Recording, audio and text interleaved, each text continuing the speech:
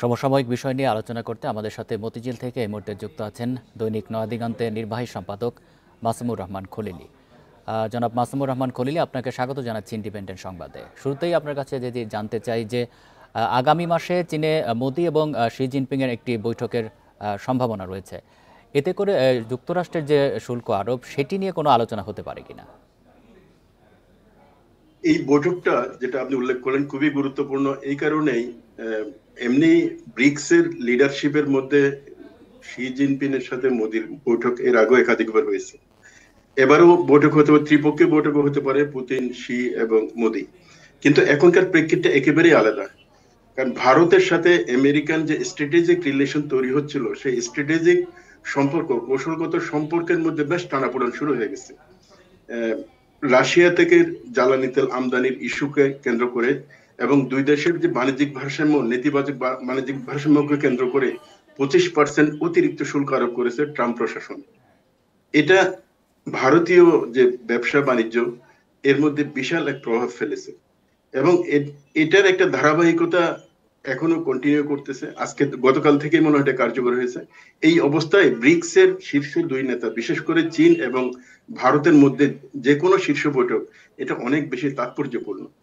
এটা তাৎপর্যপূর্ণ শুধু দক্ষিণ এশিয়া অথবা এশিয়ান রাজনীতির জন্য না, এটা আন্তর্জাতিকভাবে নতুন যে একটা স্নায়ু যুদ্ধ তৈরি হয়েছে, এক ধরনের পরিবেশ সৃষ্টি হয়েছে, তার উপরও কিন্তু একটা প্রভাব পড়বে। আমরা জানি ট্রাম্প প্রশাসন, আমেরিকা এবং ওয়েস্ট কোনোভাবেই ব্রিক্স যে পাল্টা একটা অর্থনৈতিক ব্যবস্থা চালুর দিকে যাচ্ছে, আন্তর্জাতিক মুদ্রা, আন্তর্জাতিক বাণিজ্য লেনদেন ব্যবস্থা, এটাকে কোনোভাবেই তারা স্বাভাবিকভাবে নিতে পারছে না। কারণ এখন বিশ্বের প্রায় 80-90% বাণিজ্য হয় ডলারের মাধ্যমে। যদি ব্রিক্স মুদ্রা তৈরি হয় এবং ব্রিক্স এর সমান্তরাল যদি ইকোনমি চালু হতে পারে, তাহলে এই আন্তর্জাতিক বাণিজ্যে ডলারের আধিপত্য এবং পশ্চিমা যে লেনদেন ভিত্তিক সুইফট ভিত্তিক যে আন্তর্জাতিক বৈদেশিক লেনদেন ব্যবস্থা, তথ্য পরিষেবা ব্যবস্থা, এটা কিন্তু আস্তে আস্তে দুর্বল হয়ে যাবে। ফলে এটা কোনোভাবেই তারা স্বাভাবিকভাবে নিতে পারছে না। এটা হচ্ছে একটা দিক। আরেকটা দিক হচ্ছে এই যে দক্ষিণ এশিয়ায় কোয়াডের মাধ্যমে যুক্তরাষ্ট্র ভারতের সাথে চায়নার বিরোধী যে একটা বলয় তৈরি করছিল, সেই পরিস্থিতিটা মনে হয় একটা নতুন একটা অবস্থার রূপ নিতে পারে। এখন যেহেতু আমেরিকান একটা চাপ বড় ধরনের, বিশেষ করে শুল্ক আরোপের মাধ্যমে, এই অবস্থায় আরেকটি বিষয় একটু জানাবেন। আপনি বলছিলেন যে মোদি যদি এই চীন সফরে চীনের সাথে যে বৈরিতার সম্পর্ক একটা ছিল, সেটি আস্তে আস্তে কমে আসবে, অনেকেই সেটি ধারণা করছে, আপনি সেটি বলছিলেন। এবং এখানে কিন্তু আবার আমরা দেখতে পাচ্ছি যে মার্কিন যুক্তরাষ্ট্রের বিরোধী যে শক্তিগুলো, রাশিয়া, উত্তর কোরিয়ার নেতারাও কিন্তু সেখানে যাচ্ছেন এবং তাদের মধ্যে বৈঠক হওয়ারও সম্ভাবনা রয়েছে। এতে করে ভূ রাজনীতিতে আসলে কোনো ধরনের পরিবর্তন আসবে কিনা? ভূ রাজনীতিতে একটা বড় রকমের পরিবর্তন হতে পারে। সেটা হচ্ছে কি, চীন বিরোধী যে কোয়াড যেটা ছিল, সেই কোয়াড কিন্তু আর কার্যকর নাও থাকতে পারে।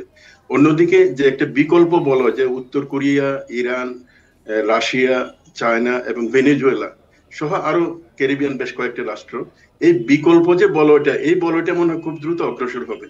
আর ভারতের ক্ষেত্রে যেটা প্রযোজ্য, সেটা হচ্ছে ভারত এবং চীনের সাথে সীমান্ত সম্পর্ক বিরোধ থেকে শুরু করে অনেক ধরনের বিরোধ ছিল। এই বিরোধের পরেও কিন্তু তারা ব্রিক্সে একসাথে কাজ করছে। কিন্তু এখন যেটা হবে সেটা হচ্ছে কি, আসলে আন্তর্জাতিক যে মেরুকরণ, সে মেরুকরণে চীন এবং ভারতের মধ্যে যেসব সমস্যাগুলো ছিল, সেগুলো কেটে গিয়ে যদি একটা অভিন্ন লাইনে বোঝাপড়ার মাধ্যমে যদি অগ্রসর হয়, তাহলে এই দক্ষিণ এশিয়াতে ভারত এবং চায়নার মধ্যে যে মনস্তাত্ত্বিক গ্যাপ, দূরত্ব, যুদ্ধ ইত্যাদি সম্পর্ক আছে, যেটা সেটা আস্তে আস্তে কমে আসবে। আরেকটি বিষয় একটু জানতে চাই, আমরা একটু ইউক্রেন প্রসঙ্গে আসতে চাই।